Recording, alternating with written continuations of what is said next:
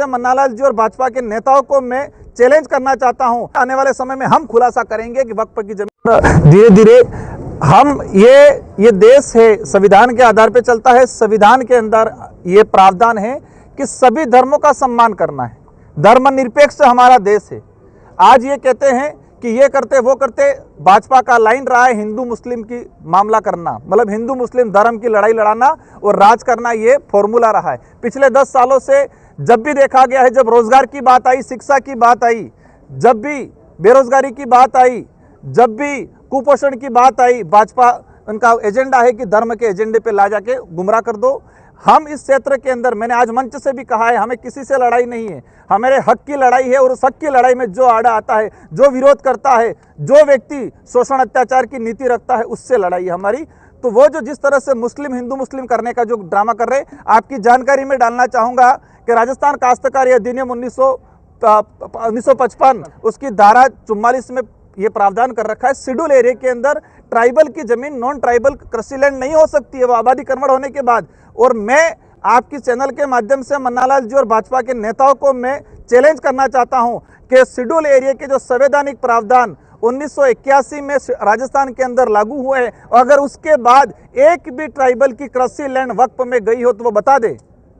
1981 के बाद ये माहौल बनाया जा रहा है। वक्फ की जो जमीन है, वो वक्फ की जमीन अधिकतर सीलिंग एक्ट के दौरान 1975 के अंदर सीलिंग एक्ट के दौरान तत्कालीन जो लोग थे, उससे पहले जो राज करने वाले रजवाड़े थे, उन्होंने दान दिए वो जमीनें। उसकी हिस्ट्री निकालो। मैं कहना चाहूंगा डूंगरपुर बांसवाड़ा अनुसूचित क्षेत्र के अंदर कितनी वक्फ की जमीन है, वो जमीन कब गई, कब दी, उसका खुलासा होना चाहिए। हम उनको कह रहे हैं, हम अवश्य आने वाले समय में हम खुलासा करेंगे कि वक्फ की जमीन कब कब किसने दी दान और किसने ली और किसकी जमीन है। ये हिंदू मुस्लिम का माहौल बढ़ाने का इनका तरीका है, आम जनता को गुमराह करने का तरीका है, धर्म की चटनी चटा के लोगों को संतुष्ट करने की उनकी नीति है और राज करना उनका उद्देश्य है। बिल को जो हमने बेहतर तरीके से उसको पढ़ा है, इस बिल में अवश्य ये कहा जाए कि कुछ चीजें अच्छी थी लेकिन अधिकतम चीजें गलत थी।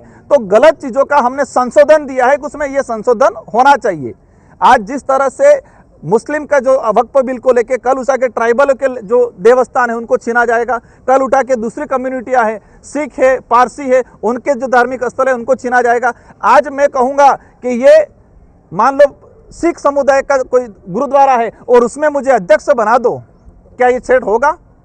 हिंदू धर्म के व्यक्ति को मुस्लिम धर्म का जो आप अध्यक्ष बना देंगे और मुस्लिम को कहेंगे कि हिंदू धर्म के जो ट्रस्ट हैं उनमें आप अध्यक्ष बन जाओ, कि क्या करना चाह रही है? इस तरह के जो अनलीगल जो प्रावधान थे, उन प्रावधानों का हमने विरोध किया है। मैं जहाँ तक समझा हूँ इस बिल को और इस सरकार को, कि वो यही है कि सिर्फ जो नासमझ हिंदू समाज के लोग हैं उनको खुश करने का तरीका है। आपने सोशल मीडिया पे देखा होगा, मुस्लिम समुदाय के लिए लाया गया है, तो जितना मुस्लिम नाराज नहीं है, इससे ज्यादा हिंदुओं को खुश किया जा रहा है।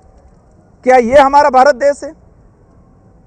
जितना मुस्लिम नाराज नहीं है इस बिल से, इससे ज्यादा हिंदू धर्म के जो आम जनता है उसको खुश किया जा रहा है।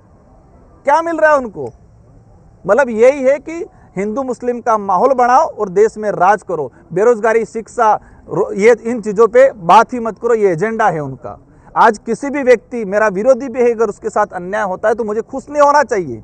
और कोई भी धर्म ये नहीं सिखाता है कि किसी दूसरे धर्म के व्यक्ति को प्रताड़ित करो, उसके साथ अन्याय करो, तुम खुश हो, ये कोई धर्म नहीं सिखाता है। और मैं जहाँ तक समझा हूँ, हिंदू धर्म के भी जो ग्रंथ है, उन ग्रंथों में भी ऐसी चीजें कुछ ग्रंथों में लिखा हुआ है। लेकिन मैं जहाँ तक समझता हूँ कि कोई भी धर्म अगर किसी अन्य व्यक्ति को प्रताड़ित करने में खुशी महसूस कराना का कहता है अपने धार्मिक लोगों को, तो मेरे हिसाब से वो धर्म नहीं है, वो धंधा हो सकता है। और आज वर्तमान में वही हो रहा है।